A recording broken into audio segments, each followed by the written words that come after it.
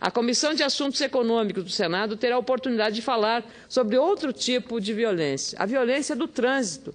E para falar sobre segurança dos automóveis vendidos em nosso país e dos preços dos veículos novos, são sempre reclamados pelo seu alto preço em relação aos carros importados ou produzidos, o mesmo modelo em outros países, sugeri uma audiência pública nesta terça-feira, dia 25.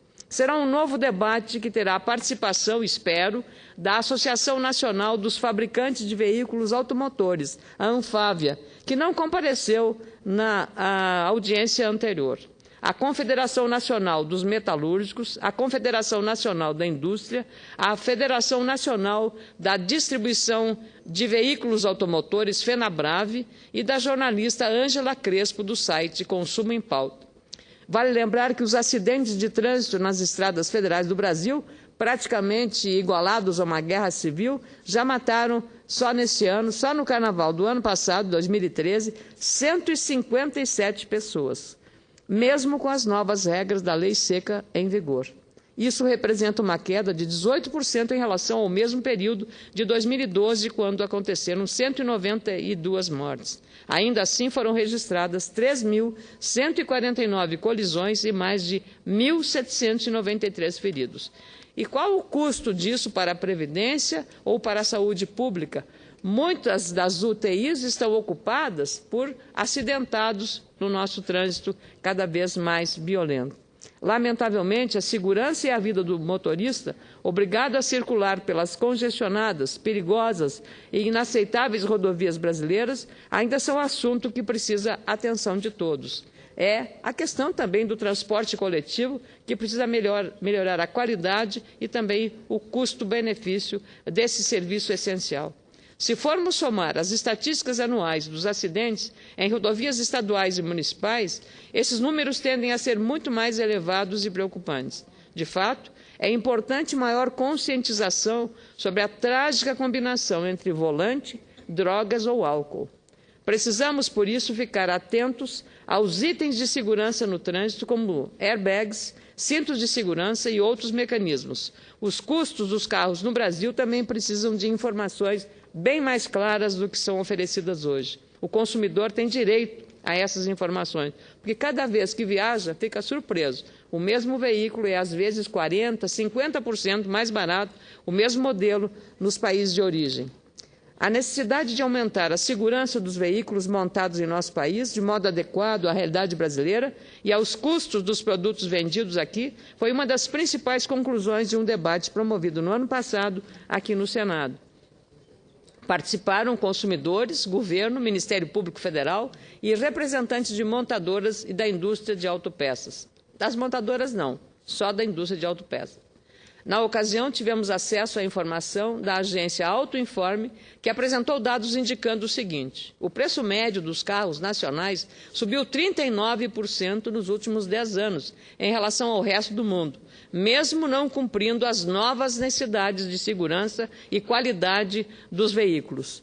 O aumento, de acordo com o representante do Sindicato Nacional da Indústria de Componentes para Veículos Automotores, Sindipeças, o empresário Luiz Carlos Mandelli, não pode ser atribuído aos componentes. Desde 2007, segundo esse especialista do setor, as montadoras passaram a importar autopeças do mercado asiático, com resultados danosos para a indústria brasileira.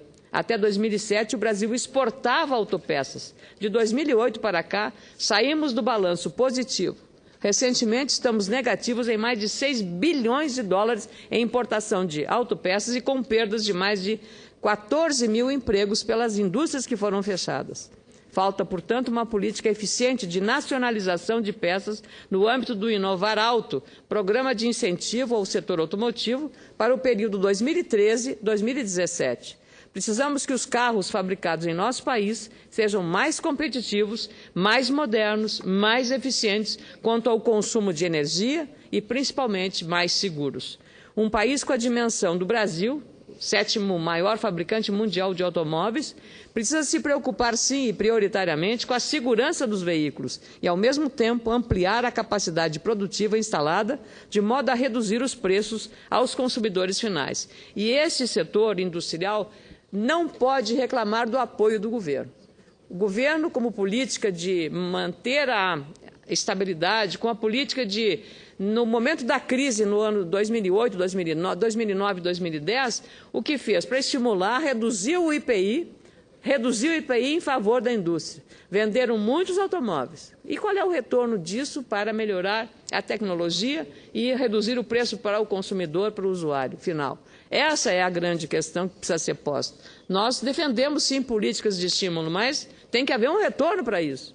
Sem retorno, não há possibilidade de aceitarmos. Acho que o governo faz bem, mas a indústria automobilística tem essa obrigação e esse compromisso. É inaceitável que, mesmo com a elevada carga tributária no nosso país, muito maior que a dos Estados Unidos, continuamos pagando um alto preço, inclusive, às vezes, com a própria vida, pela insegurança ou ineficiência quanto à adoção de importantes medidas relacionadas ao setor automotivo. Esse debate é relevante e ainda está vivo no Congresso Nacional. Precisamos aprofundar, por isso, as ações que envolvem o mercado de automóveis, da indústria automobilística, as razões dos altos preços dos veículos automotores comercializados em nosso país.